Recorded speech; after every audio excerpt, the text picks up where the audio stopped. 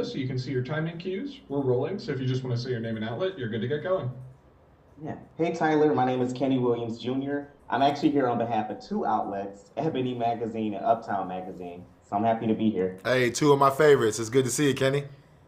Oh, good to see you too. This is going to be fun, man. Hell yeah. Uh, so my first question for you is, how would you describe Ian's character arc this season? Because you left us on a cliffhanger. Yeah, for sure. Ian's coming from a place where he's a big dreamer in season one.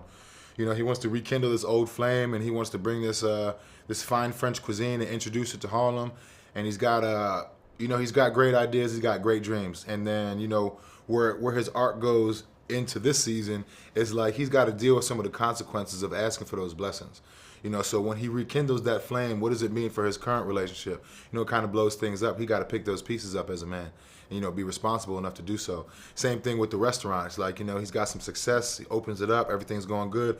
But it's like, he didn't realize that he's, his people are looking at him as, one of our own people helping to gentrify the problem that we're seeing in our community. So it's like, he's got to deal with that and take responsibility for it. So like, where he kind of takes a turn in terms of his arc for this season is he's got to, he grows into the man that he needs to become. I love that. I love that so much. Mm-hmm. Now, what do you think the fans are going to be most surprised by with Ian's story this season? I think that, without giving things away, I think one thing they'll be pleasantly surprised with is to see Ian and Camille's relationship redefine itself in this mature way. We saw them coming from college, and we saw them when there was kind of like an old fling and trying to get it back, and now we see them as two adults that are really going to give their best effort. Fully committed, both feet in the relationship. With a high emotional IQ and try to do it for real. So I'm pleasantly surprised about that. And then I think that y'all will also be surprised about, kind of how the story, at least where we're at right now, where we end off in season 2, you have this idea of where it's going to go. And not that it's good or bad, but it ends up in a little bit of a different realm.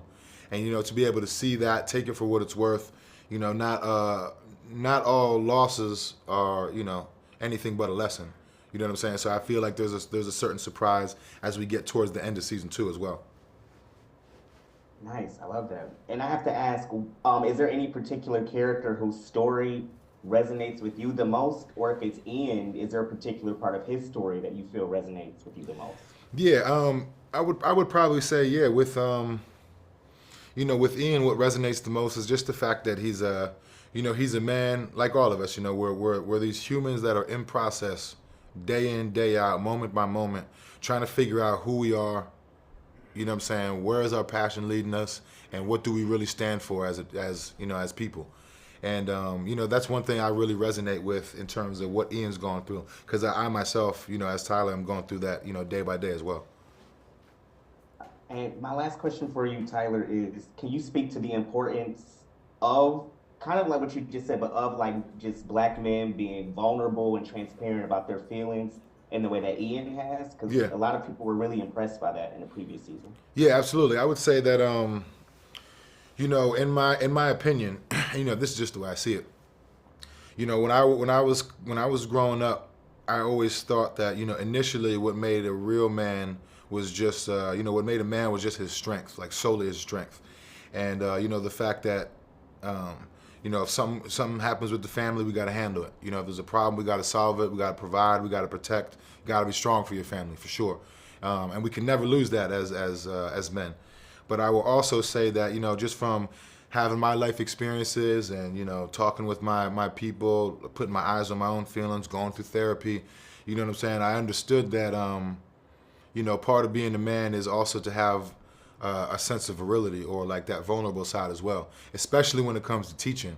You know what I'm saying? Like or leading in the right way. We got to be soft enough and fluid enough to open up and listen and communicate. You know what I'm saying? So strength comes in multiple forms, not just the physical.